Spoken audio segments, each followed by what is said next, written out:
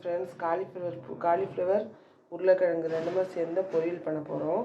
அதுக்கு வந்து பார்த்திங்கன்னா காலிஃப்ளவர் உருளைக்கிழங்கு இந்த மாதிரி கட் பண்ணி எடுத்து வச்சுக்கோங்க. வெங்காயம் 2 வெங்காயம் பெரிய வெங்காயத்தை கட் பண்ணி எடுத்து வச்சுக்கோங்க. அப்புறம் தக்காளி 2 தக்காளி நல்லா கட் பண்ணி வச்சுக்கோங்க. தாளிக்கிறதுக்கு வரமிளகாய், கருவேப்பிலை எப்படி செய்யலான்னு பார்க்கலாம் வாங்க.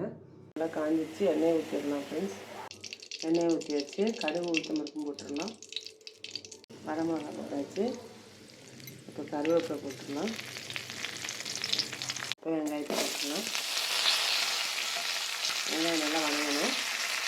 உப்பு சேர்த்துக்கலாம். சேர்த்துடலாம். தக்காளியை சேர்த்துடலாம்.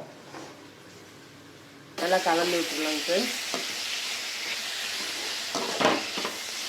கொஞ்சமாக மஞ்சள் பொடி சேர்த்துக்கலாம்.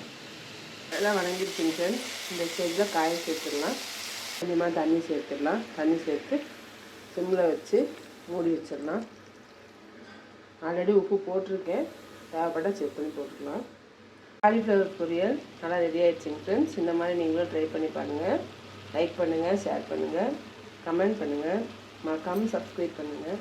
கூடவே இந்த பெல் ஐக்கானை கிளிக் பண்ணிக்கோங்க. அப்போ தான் நான் போடுற வீடியோஸ்லாம் உங்களுக்கு நோட்டிஃபிகேஷனில் வரும். தேங்க்யூ ஃப்ரெண்ட்ஸ், தேங்க்யூ ஃபார் வாட்சிங்.